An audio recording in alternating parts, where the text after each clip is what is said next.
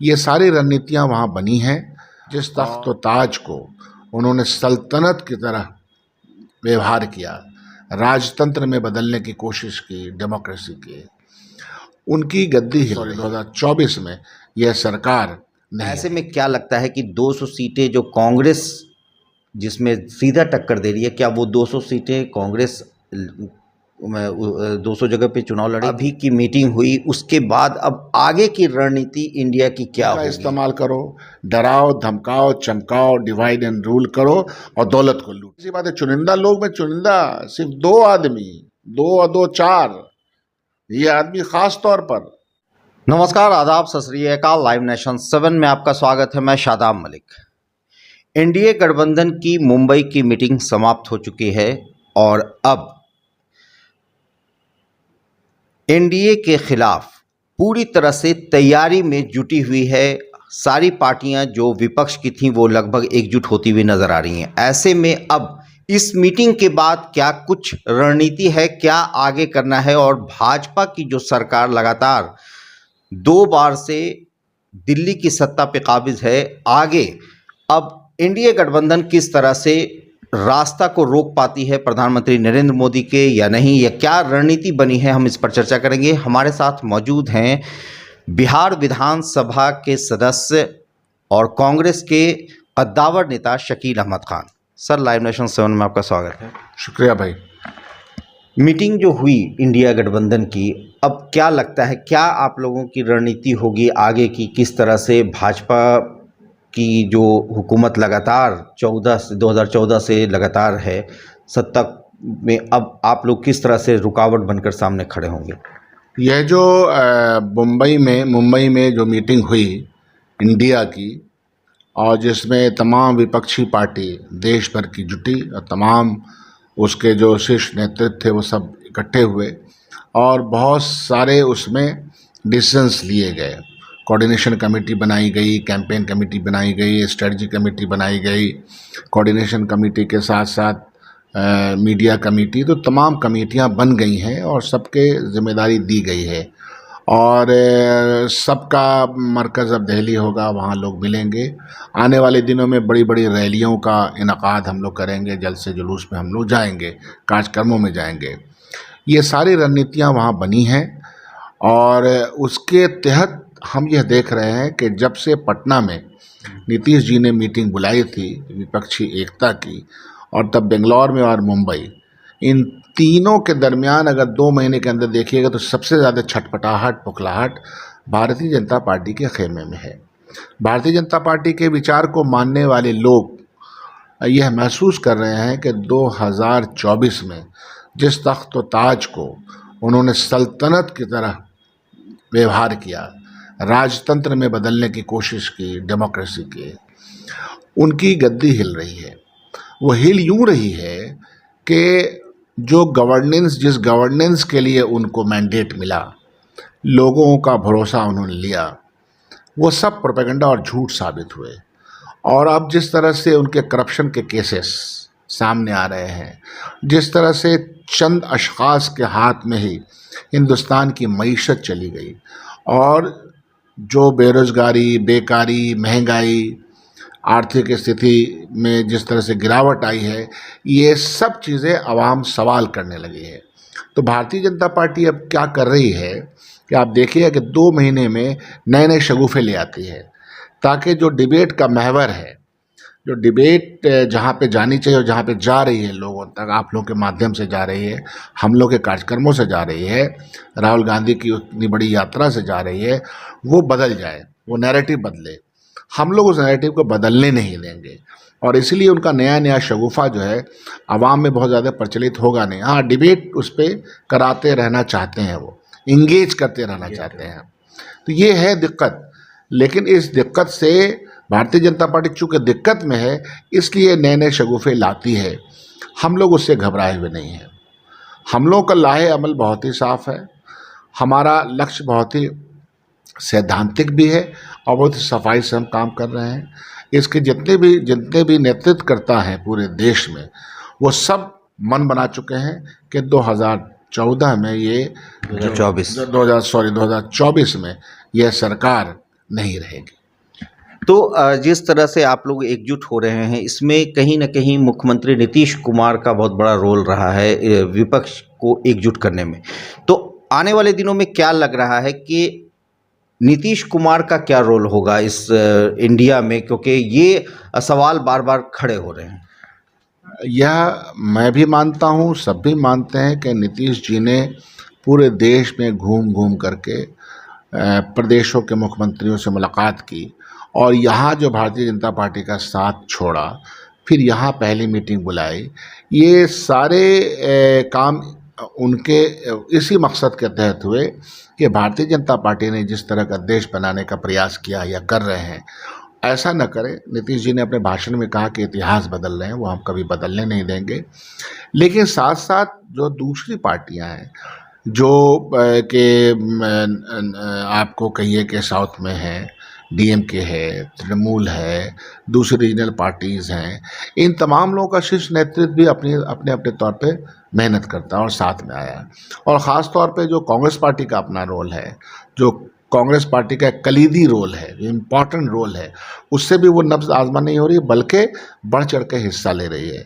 क्या ये मुमकिन था कि राहुल गांधी जी ने जिस तरह से यात्रा की, और धूप की तपिश हो या बरसात का मौसम या बर्फ़बारी हो, एक ही बात कह रहे थे कि इस मुल्क में जो हो रहा है, महंगाई, बेरोज़गारी, नफ़रत का वातावरण, सामाजिक एकता के ऊपर कुठाराघात, हमले, आरक्षण के ऊपर हमले, इस देश की आर्थिक स्थिति को बदल करके चंद हाथों में दौलत चली जा रही है और भयानक भ्रष्टाचार हो रहा। तो ये सब का एक अहम रोल है अपनी अपनी जगह पे, और तमाम अहम रोल वाले इकट्ठे होकर के ज़रूरत इस बात की है कि यह जो सरकार चल रही है और जिसने अपना एक पूरा तंत्र फैला लिया है, दौलत का सहारा लेकर के, करप्शन का सहारा लेकर के, पैसों का सहारा लेकर के, संस्थाओं का सहारा लेकर के, जो परेशान कुन हालात इसने पैदा किया है, उन सब के खिलाफ सभी नेताओं का अहम रोल है। तो एक बात ये, जैसे कि आपका गठबंधन हो गया, कांग्रेस अगर देश भर में देखा जाए तो लगभग 200 सीटें ऐसी हैं जो वो भाजपा को सीधे टक्कर देती हुई नज़र आती है कांग्रेस की। ऐसे हालात में क्या लगता है कि जब सीट का बंटवारा, क्योंकि अभी तक ये बात क्लियर, एक उम्मीद थी कि मुंबई का जो ये मीटिंग है मुंबई की, वहाँ ये बातें सामने आएंगी, मगर अभी तक सीटों का बंटवारा कुछ क्लियर नहीं हो पाया है। ऐसे में क्या लगता है कि 200 सीटें जो कांग्रेस जिसमें सीधा टक्कर दे रही है, क्या वो 200 सीटें कांग्रेस 200 जगह पे चुनाव लड़ेगी? भारतीय जनता पार्टी से जहाँ जहाँ सीधे टक्कर है कांग्रेस पार्टी का, पूरी मुस्तैदी के साथ, ईमानदारी के साथ हम चुनाव में हैं और चुनाव की तैयारी में हैं, इसमें कोई शक नहीं है। लेकिन जब गठबंधन बनता है तो वो किसी बुनियादी सवाल पे बनता है और सारी चीज़ें तय हुई हैं। हर पार्टी का एक एक मजबूत नेता उस स्टीयरिंग कमेटी में है और वो इन सब चीज़ों को, जो निटिग्रिटीज़ है स्टेट वाइज, उसको तय करेंगे। जाहिर सी बात है कि जहाँ जिसकी ताकत है उसकी ताकत को भरपूर इस्तेमाल उसका करना है। तो ये सारी चीज़ें तय हुई हैं। अब कहाँ कितने मिलेंगे, नहीं मिलेंगे, ये जब अब दिल्ली के मरकज़ी हैसियत जो दिल्ली को है, वहाँ जब सब मिलेंगे तो ये चीज़ें भी तय हो जाएंगी और बहुत जल्दी तय हो जाएंगी। बहुत जल्दी तय हो जाएंगी।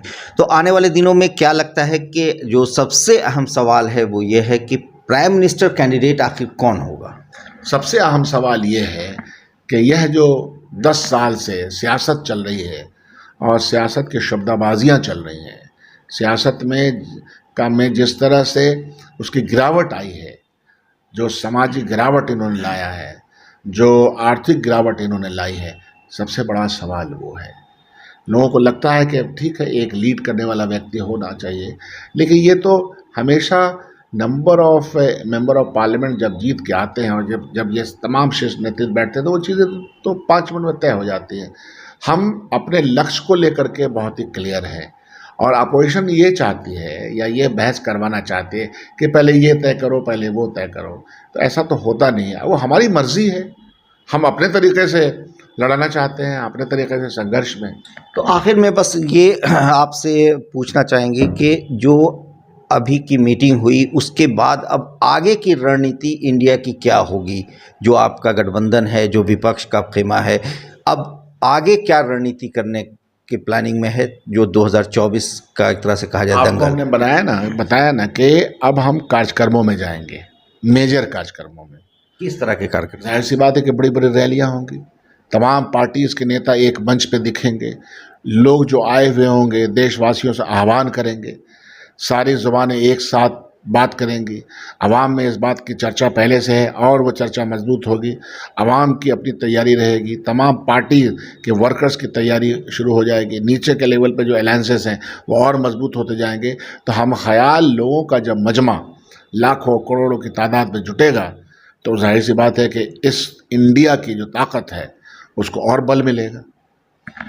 तो यानी 2024 का जो चुनाव होगा, जो अभी तक 2014 और 2019 के चुनाव में जिस तरह से भाजपा ने अपनी लगातार हुकूमत को कायम रखा है, उस हुकूमत को अब 2024 में आप क्या देखते हैं कि किस तरह की शिकस्त देने की कोशिश होगी? उनका ट्रेंड एक ही है, झूठ बोलो, डिवाइड करो, राज करो, चंद लोगों को अमीर तरीन बना दो, चंद लोगों का और जो आपके एजेंसीज़ हैं उनका इस्तेमाल करो, डराओ धमकाओ चमकाओ, डिवाइड एंड रूल करो और दौलत को लूटो। ये सब सामने चीज़ें आ गई हैं। मतलब ये जो 24 का जो इलेक्शन है वो 10 साल जो बदहाल हुआ है, मुल्क जो कंगाल हुआ है और जो आदमी बर्बाद और कंगाल हुआ है, जो यहाँ के बाशिंदगान हिंदुस्तान गरीब से गरीब तरीन होते चले गए हैं। आपके सामने से थाली छीन ली गई है, टमाटर प्याज आपके थाली में नहीं है, रुपया आपके जेब में 100 रुपया भी नहीं है। तो ऐसे बदहाल मुल्क को की स्थिति को जिसने बनाया है, जो कर्जा मनमोहन सिंह के ज़माने में जितना था वो 5 गुना बढ़ा दिया है इस मुल्क के ऊपर। तो ये जो ऊपर ऊपर की इमेज बनाई जा रही है थ्रू मीडिया या थ्रू मुख्तलिफ माध्यम से, थ्रू प्रचार प्रोपेगेंडा, प्रचार में सरकारी पैसों को इस बेतहाशा तरीके से लगा देना, उसका इस्तेमाल करना, ये सब जो हुआ है इन सब के ख़िलाफ़ इंडिया और इंडिया में शामिल तमाम गठबंधन के लोग हैं। तो एक सवाल और हम आपसे पूछना चाहेंगे इसी से जुड़ा हुआ, जब आपने बहुत सारे बदलाव की बात की, तो ऐसे में राम मंदिर का मुद्दा भी एक अहम मुद्दा है जो भाजपा लगातार उठाती आई है। अब मंदिर बनकर लगभग तैयार होने को है, तो ऐसे में आपका जो मुद्दा होगा वो क्या रोज़गार और युवाओं को लेकर कुछ आपकी सरकार जब आएगी तो कुछ करेगी? इसके अलावा क्या चारा होता है? गुड गवर्नेंस का मतलब ये होता है कि अवामुन्नास की भलाई कितने बड़े पैमाने पे हम कर सकें।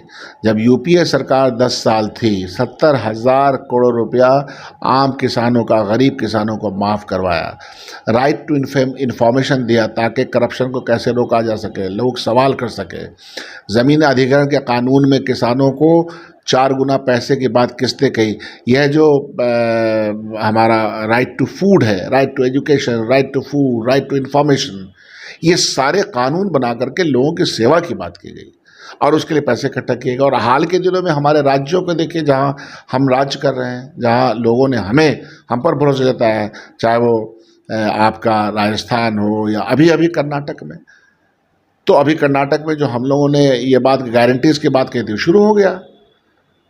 तो हम तो गारंटीज देते हैं ताकि मनरेगा का काम इतना बड़ा कैसे शुरू किया गया, हज़ारों लाखों करोड़ रुपया क्यों लगाए गए, क्योंकि ये मुल्क जिस हालत में है उससे उसको बेहतर लगाया जाए। गरीबी रेखा के नीचे लोग ज़्यादा ना रह पाए, वो कोशिश की हम लोगों ने, वो फिर कोशिश करेंगे। लेकिन इनके ज़माने में तो गरीबी रेखा में रहने वाले लोगों की तादाद बढ़ गई। जो ह्यूमन इंडेक्स है, ह्यूमन डेवलपमेंट का इंडेक्स है, उसको आप उठा करके देखें। चुनिंदा लोग जो आगे थे वो आगे बढ़ते चले। जाहिर सी बात है, चुनिंदा लोग में चुनिंदा सिर्फ 2 आदमी, 2 और 2 4, ये आदमी ख़ास तौर पर जिनका ताल्लुक एक ही राज्य से है। और अब तो देख रहे हैं कि उनके समधी भी पकड़ा रहे हैं, तो कौन कहाँ इंग्लैंड चला गया। इतने ज़्यादा भगौड़े कैपिटलिस्ट इसी समय में हुआ ना, पैसा लिया चले गए, अपने सरमाए को बैंक के थ्रू सरमाया बनाया और उसके बाद एनपीए करवा दिया। तो ये सब चालबाजियाँ हो रही हैं और सब कुछ बेचा, प्रॉफिट में आने वाली कंपनियों को बेच दिया। तो किस काम के लिए? कोई कोलेट्रल नहीं। प्रधानमंत्री मुख्तलिफ मुल्कों में जा कर के ठेका पट्टा दिलाने का काम करें, पैरवी करें, सिफारिश करें। ऐसे तो मुल्क के लोगों की भलाई नहीं हो सकती। बहुत बहुत शुक्रिया। तो इस तरह से शकील अहमद खान जो बिहार विधान सभा में कांग्रेस के विधायक दल के नेता भी हैं, साथ ही साथ कांग्रेस के कद्दावर नेता हैं, उन्होंने सीधे तौर से बताया कि अब 2024 में भाजपा की सरकार को ये गठबंधन अब आने नहीं देगा। अब देखना है आगे क्या होता है, ये समय बताएगा। बने रहे हमारे साथ, देखते रहे हमारा वीडियो। अगर अभी तक आप लोगों ने हमारे चैनल को सब्सक्राइब नहीं किया तो ज़रूर कर लें, साथ ही साथ चैनल पर हमें फॉलो ज़रूर करें। धन्यवाद। ये सारी रणनीतियाँ वहाँ बनी हैं। जिस तख्त व ताज को उन्होंने सल्तनत की तरह व्यवहार किया, राजतंत्र में बदलने की कोशिश की, डेमोक्रेसी की, उनकी गद्दी हिल गई। 2024 में यह सरकार नहीं। ऐसे में क्या लगता है कि 200 सीटें जो कांग्रेस जिसमें सीधा टक्कर दे रही है, क्या वो 200 सीटें कांग्रेस 200 जगह पे चुनाव लड़े? अभी की मीटिंग हुई, उसके बाद अब आगे की रणनीति इंडिया की क्या होगी? इस्तेमाल करो, डराओ, धमकाओ, चमकाओ, डिवाइड एंड रूल करो और दौलत को लूट। इसी बात है, चुनिंदा लोग में चुनिंदा सिर्फ 2 आदमी, 2 और 2 4, ये आदमी खास तौर पर